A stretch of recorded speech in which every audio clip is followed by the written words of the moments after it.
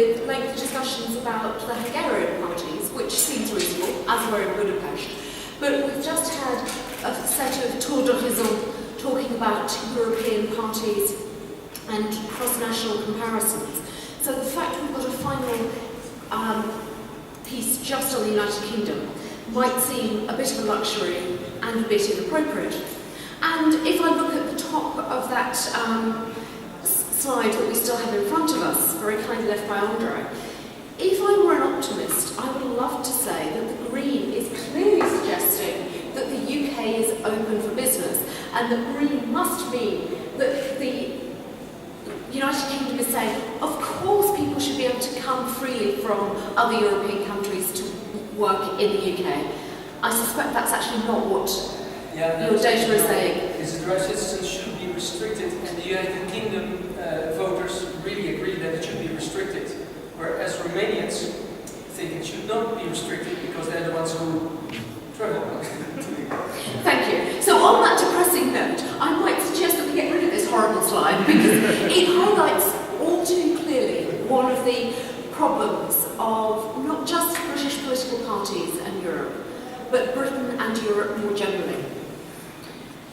One thing that I will endeavour to come back to before I finish is the role of the media, because I don't think the media have been mentioned all day.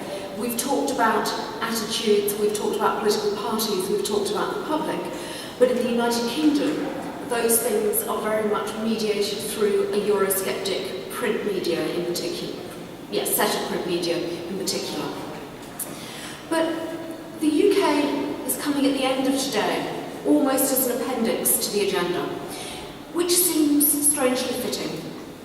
The UK was a latecomer, but clearly it isn't a newcomer in the way that the A8 states are new, clearly isn't as recent as Bulgaria and Romania to the European Union. And yet the UK has never really settled in. And we heard earlier the Darren North quotation, it takes 6 months to change a regime. Well, the UK hasn't had a regime change in centuries. 60 years to change an economy. Yeah, we might be able to do that. And 60 years to change a society. Well, the UK has now been in the European Union for a little bit more than 40 years. But the public hasn't changed its view, and to the extent that it has, it's become more sceptic rather than less.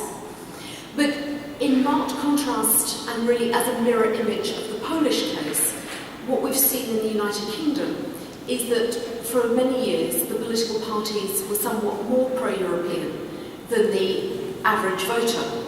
The permissive consensus that we saw in many European states hasn't been prevalent in the United Kingdom for a long time. But the other issue that is worth mentioning is that Europe hasn't been particularly salient in the United Kingdom either. So an attempt in 2001 by the then Conservative leader William Hague to fight a whole general election campaign about the dangers of Britain joining the euro fell completely flat on its face. Nobody was interested. It was a Conservative disaster, Labour won by a landslide, and it was a sign that really Europe wasn't salient in the UK. It wasn't salient certainly for general elections, but it hasn't been salient in European Parliament elections either. And there you might say, well, that's just normal. Standard second-order election theory, you would expect Europe not to play a key role in European elections. That's what we've seen, certainly in Western Europe, ever since 1979, when we had the first elections. But in the UK, Euroscepticism and a European debate have come to the fore. Partly since the Maastricht Treaty of 1992, which proved a turning point in British politics, but increasingly since the Lisbon Treaty. And whereas national parliaments and academics got rather excited about the Lisbon Treaty as re-empowering national parliaments, in the UK it proved a source of dispute between the political parties and gave the opportunity for the mainstream parties to have a fight over whether there should be a referendum or not. So gradually Europe has become much more politicised in the UK, to the point where in the elections of next week, Europe really is on the agenda for the first time in a set of European Parliament elections in the UK. And we have less time than the rest of you. Our elections are on Thursday, the 22nd of May, so there's less than a week of campaigning left.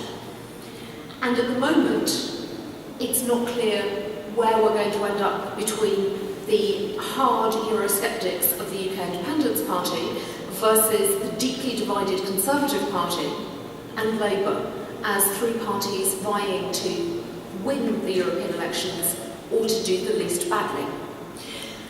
So the first thing I want to suggest is that British political parties have been both sceptic and divided on European questions for decades. But we haven't seen a single left-right division. Rather, we've seen the two main parties go in opposite directions. In the 1950s and 60s, you saw Labour divided but broadly anti-European. It got to a point in 1983 where the Labour Party said Britain should pull out of Europe. That was the official party position. Conversely, the Conservative Party was divided but in favour of staying in.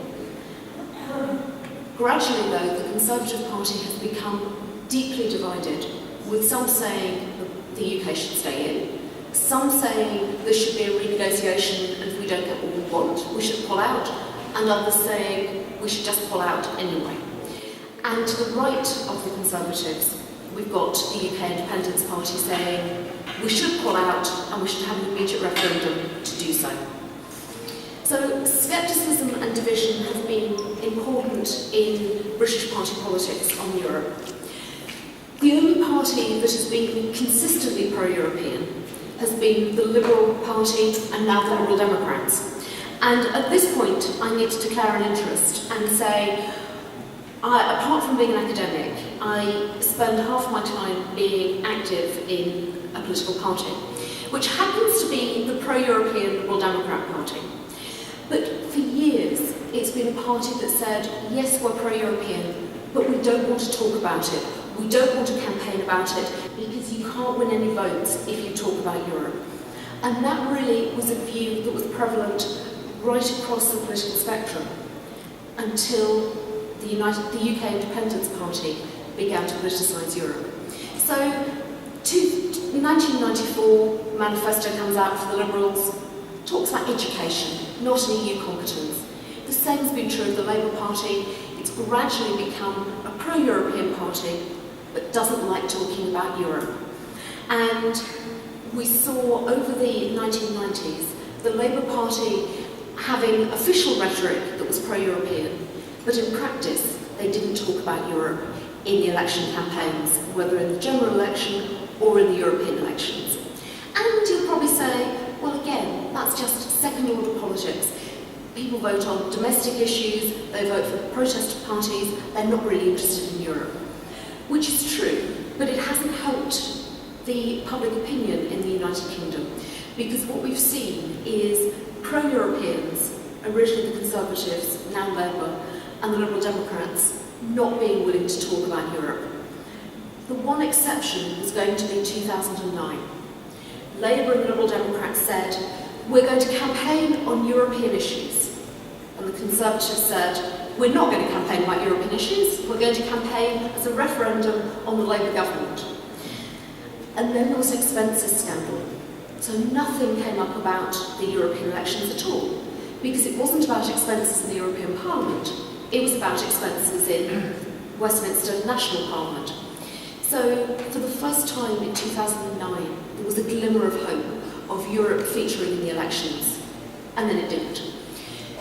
This time, however, the political landscape in the UK has become much more viscerally divided over Europe.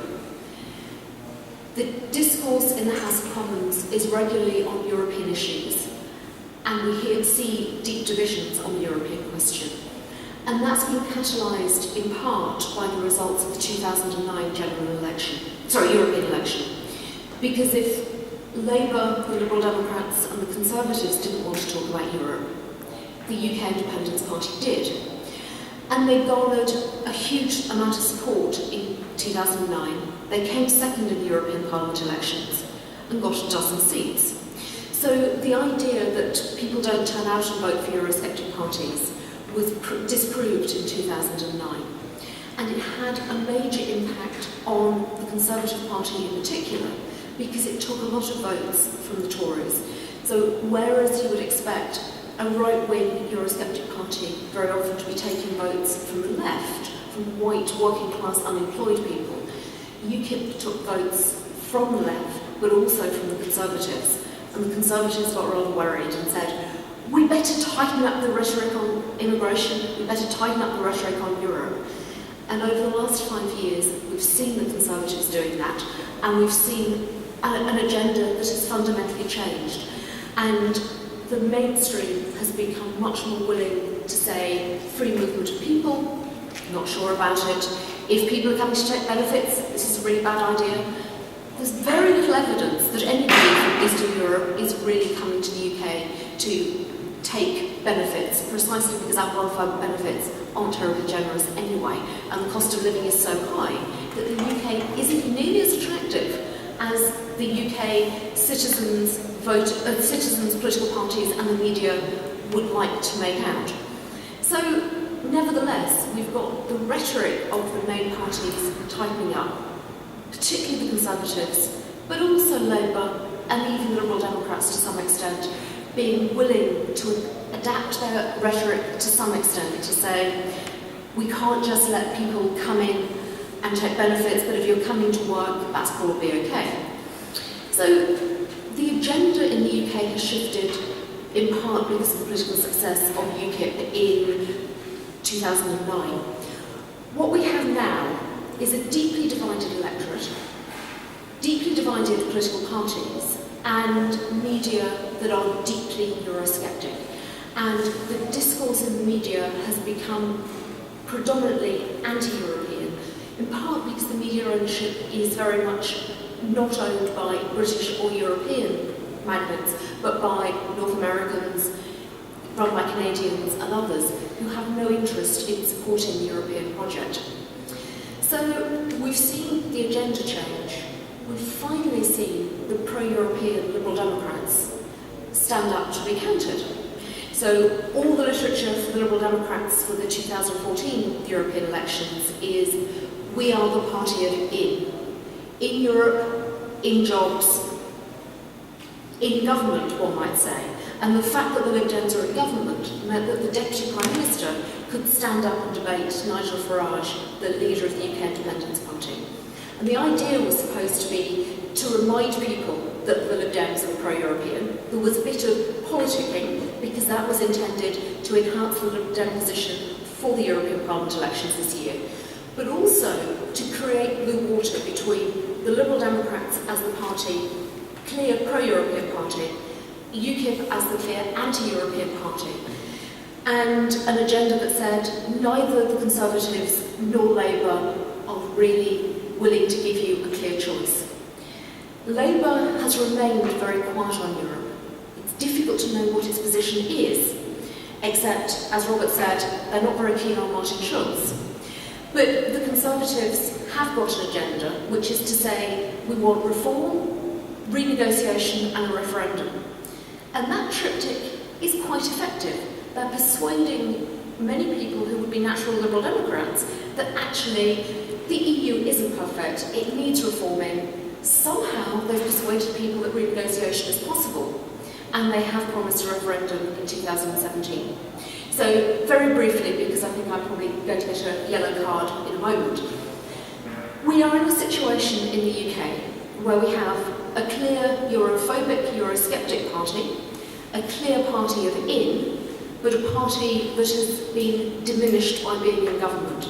So the Liberal Democrats were on 22% of the vote in local elections in 2009.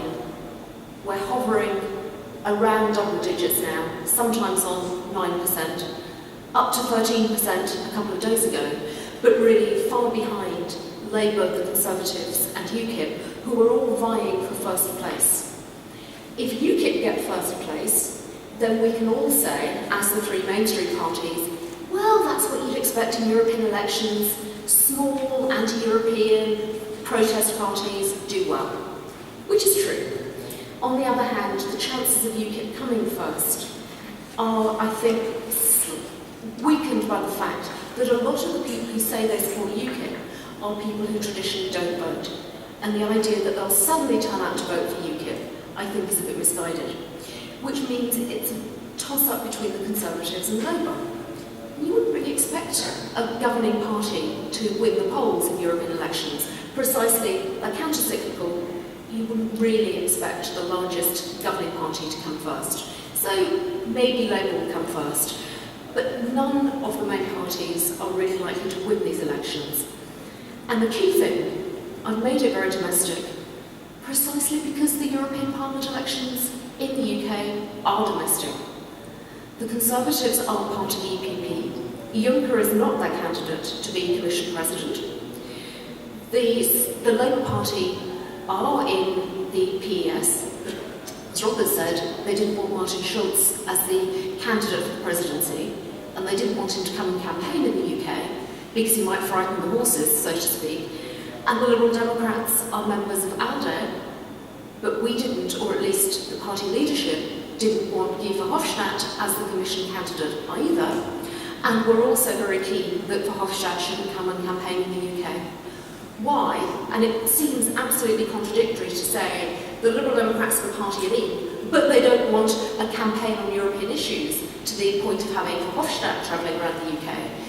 But it's precisely because of an awareness that public opinion is sceptic, and also the media are deeply Eurosceptic. And if you have a Martin Schulz or a Guy Verhofstadt campaigning in the UK, the danger is we hear the language of federalism, which in the UK is absolute political suicide. So there is a real difficulty if you're a pro-European Brit, because Euroscepticism seems to prevail. The one exception, final point, is the Scottish nationalists. And there was a mention this morning by Geoffrey of Nicola Sturgeon, Deputy Leader of the SNP, who has now said a vote for the SNP is the only way to keep UKIP out. So if you're in Scotland and you're a pro-European, vote for the Scottish National Party to keep out the UK Independence Party. But of course, if you do that, and the SNP do really well next Thursday, the agenda will be set for more domestic politics, where Scotland pulls out of the United Kingdom, leaving a rump United Kingdom of England, Wales and Northern Ireland to have a vote on leaving the European Union. And we may see that by 2020, or 2019 and the next European Parliament elections, Scotland could perhaps be part of the European Union and maybe the UK won't be. So the European elections are hugely important in the UK in 2014, but they may not be as important for European reasons as much as for reasons of domestic politics. Thank you very much.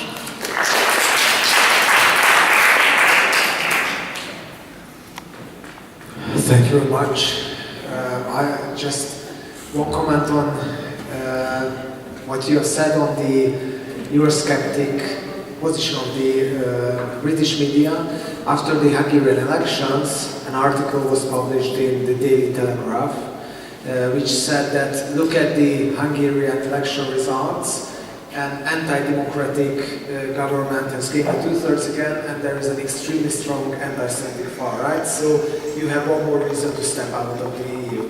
That was the conclusion or the interpretation of the Hungarian election results. So we can say that they use every piece of information against the EU. So we have quite a lot of important and interesting issues on the table. Is the politicization of Europe is good or a bad thing? Does it help Europe, or does it rather help the Eurosceptics or the Euro rejects? How coherent or incoherent is the thinking of the parties in terms of ideologies and European positions, and also of the voters? What is the role of the media in educating people to being more pro-European or being more anti-European? So, is there anyone who has some comment on? Okay, thank you. I have a question for, or also a remark to what Robert said. You said, I forgot unfortunately the name of this famous Italian political scientist, but you said that he said that politicization of European elections could lead to, or European politics could lead to radicalization, and we could see it in the upcoming elections. It's probably not the case. Like if you're gonna witness something in the upcoming elections, 90% the result of the economic crisis, of the financial crisis, of the terrible unemployment. You had 5 years of the crisis of the Eurozone, so you cannot blame the attempt with Spitzenkandidaten for some extreme results in potential extreme results in upcoming elections.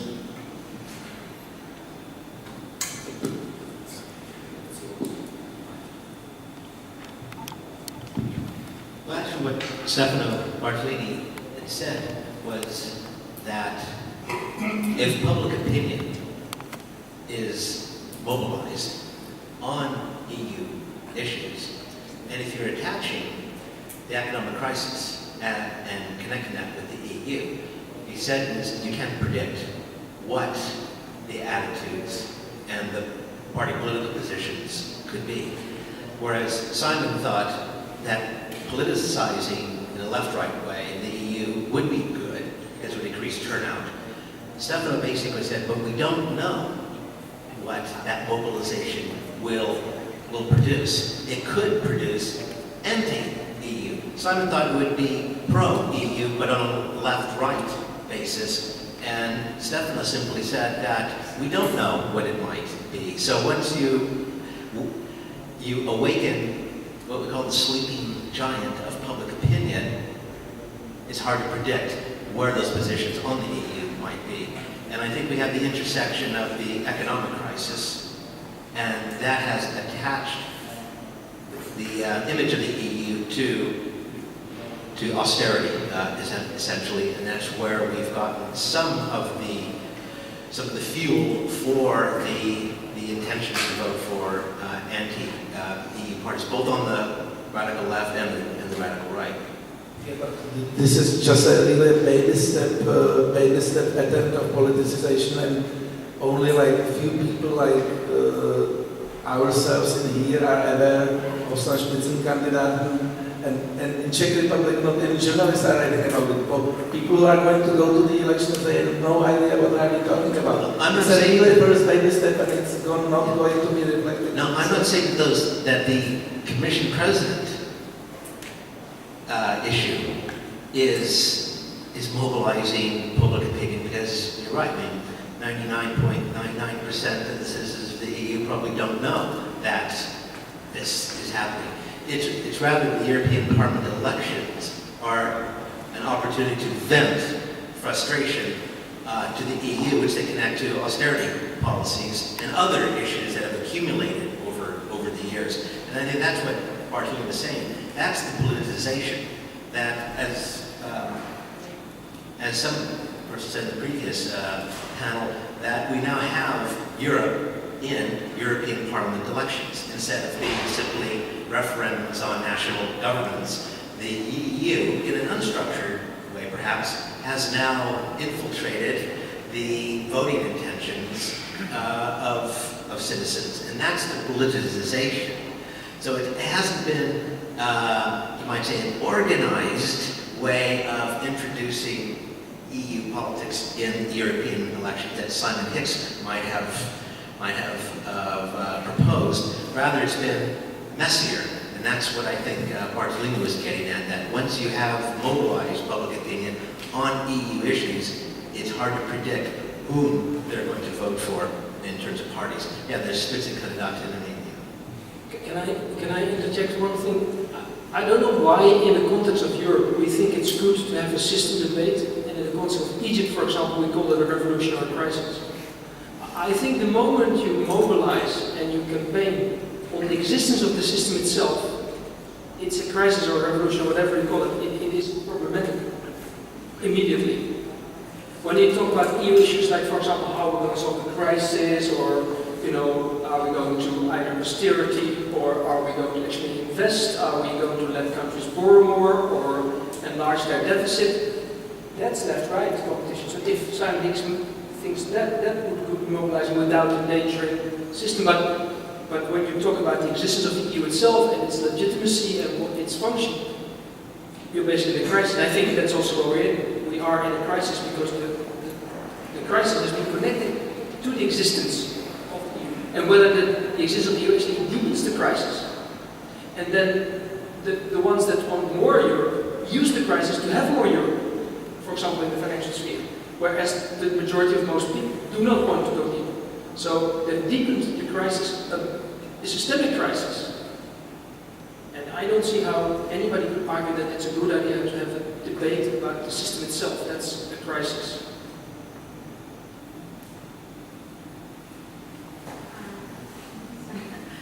I would like to ask maybe all of you, and including Julie, whether the Russian threat could have an impact on the outcome of the European elections, in the sense that politicians can refer to the origins of the European Union, that it was created after the war and in order to preserve peace and all this stuff. So whether this could change and politicians can use to change the direction of public discourse in a pro-EU direction. Interesting, your opinion. I think it's going to... Sorry, let's just collect the questions and we can answer them. I have a very simple question to Julie. How would you translate the latest polls to mandates, especially regarding the Liberal Democrats?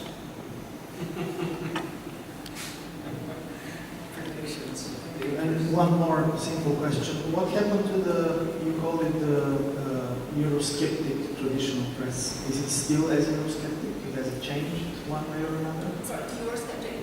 The press in the UK. Thank you. One final short question. What do you think about, will be there a referendum on the EU membership in 2017 or not?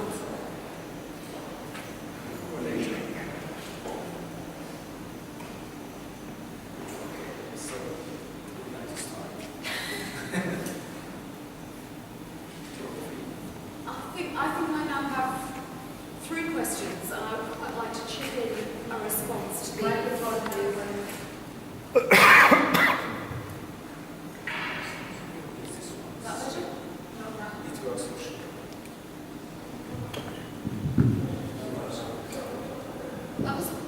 Hasn't changed since before. Is that okay? It works now. It works. It's in exactly the same place as it was before, but there's a tiny bit of paper that's obviously been designed to keep it working. So I will hold it exactly here and hope that it works. I would like just first to go back to that discussion about the Hicks-Bartolini idea about electing the Commission President and so on, because in 2005 I'd also written something advocating the election of the Commission President, which, wearing my academic hat, I thought was a fantastic idea. Let's find a way of contributing to the creation of the European demos. Let's create a reason why people might turn out for European Parliament elections. Wouldn't this be a good idea? And Simon Hicks, obviously being Simon Hicks, wrote something similar and got rather more publicity. And I think I'm now quite glad that he's associated with the idea rather than me. Because wearing my practitioner's hat, I'm thinking, this is actually one of the worst things we could possibly have come up with.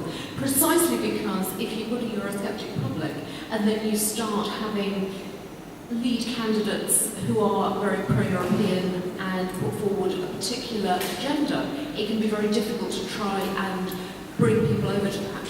Whether it's because of the crisis, I'm not sure, but it makes it really quite difficult. And I think there is a systemic crisis. I'm not sure that I would have linked it to Egypt or the Arab Spring, because what we don't have in most European countries is the element of violence that you would get in a real revolutionary situation. But I think what we have ended up with is a situation that looks something like the Italian First Republic, so 46 to the mid-1990s, or the French Fourth Republic, somewhat unstable, multi-party politics within the European Parliament that doesn't really lead to very effective governance, and I think there are problems there.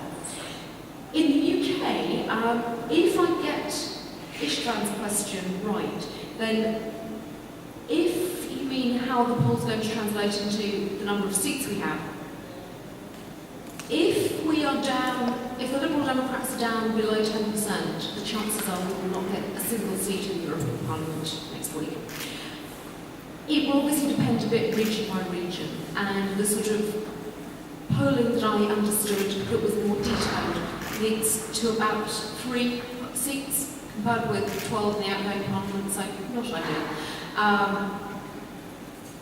The expectation I would have thought would be 1 or 2 Liberal Democrats, and then it really is unclear between the Conservatives, UKIP and Labour, because the polls in the last few days have changed quite a bit. But the point about Conservative voters is they actually turn out and vote. UKIP voters, if they think they're going to get people who never vote suddenly turning up to vote in a second order election, they're just wrong. So it may be the Tories get the most seats, but they're all going to go on roughly similar numbers, I think. The Greens may get 1 or 2 seats. Scottish Nationalists may get 1 or 2 seats. So, but we're looking at that sort of numbering. In terms of the 2017 referendum, if the Scottish referendum goes down and Scotland remains part of the United Kingdom, and the Conservatives win the general election next year, not in a coalition, then I think there will be a referendum, and it will be won for the UK to stay in the European Union. If Labour win an outright majority next year, again with Scotland still being part of the UK, there may not be a referendum, and if there's a coalition government, it's all a bit unclear. But if Labour win an election and hold a referendum, it will be much harder to keep the UK in the European Union, precisely because the Conservatives are likely to have a new leader who will be deeply Eurosceptic.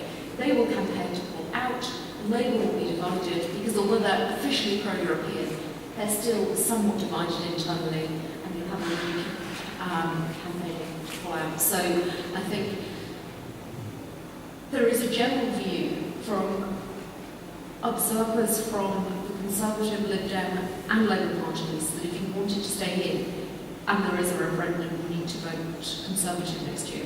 I'm not advocating that people vote Conservative, but in some ways that's the only way of getting it right, if there has to be a referendum. But there may not be a referendum. And I don't think the Russian threat will impact on the elections in the United Kingdom, but clearly in some member states it has altered the agenda, and there's a question of, does it mean that people are more pro-European and keen to go out and express their support for integration?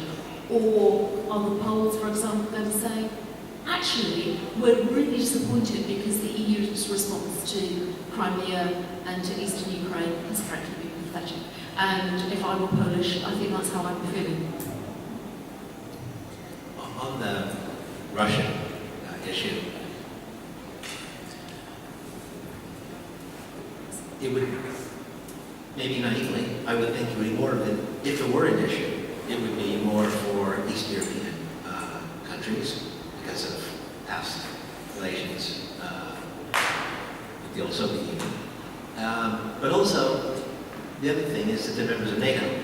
So it might be that the EU might be fairly irrelevant when it comes to notions of security or along those lines, because NATO takes care of that. And the question then is, how effective has NATO been in the ongoing situation, or if it were to be involved at all in the situation? And it has been involved not in Ukraine, but in some of the other Eastern European countries where more troops, NATO troops, have been sent in aircraft and so on. So it may be an issue, but I don't think necessarily it could, but it would translate into a factor in these elections.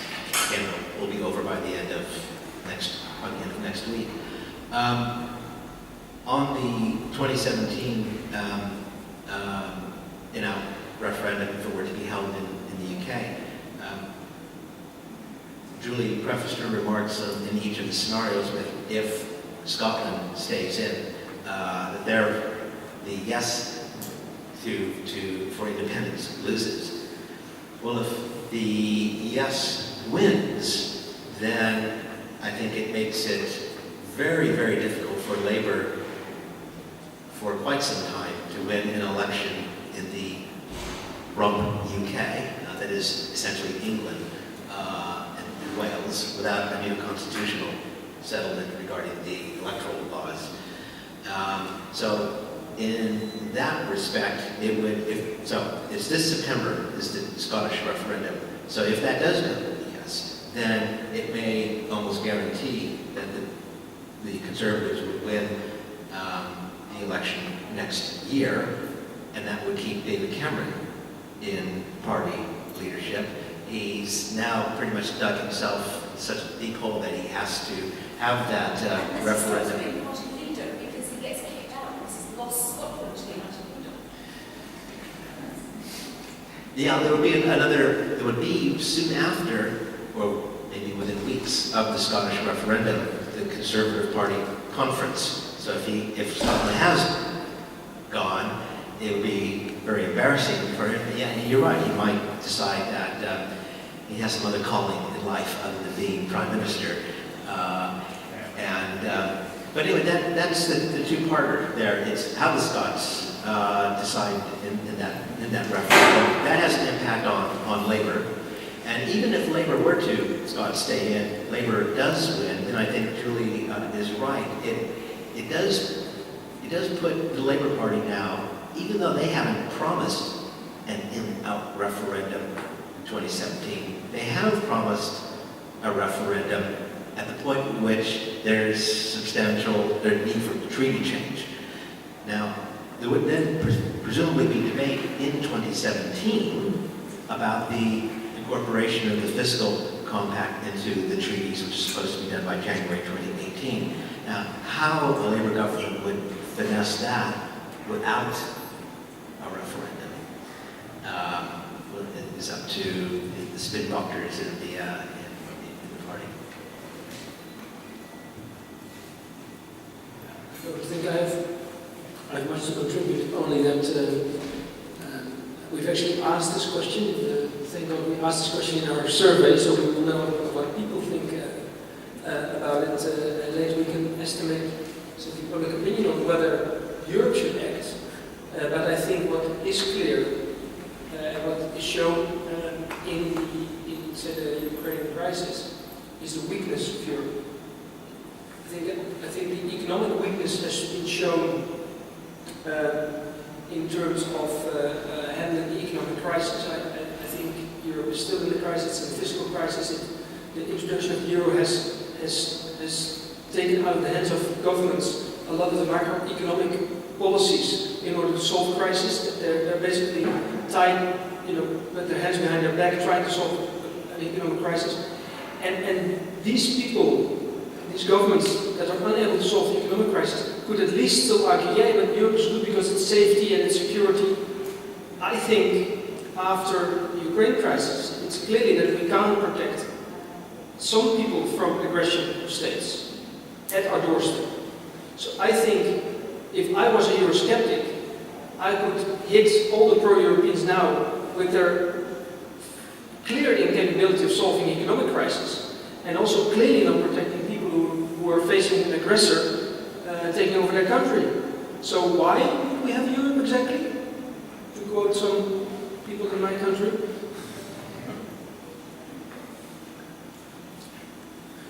Okay, thank you very much for all of our speakers for the really valuable contributions.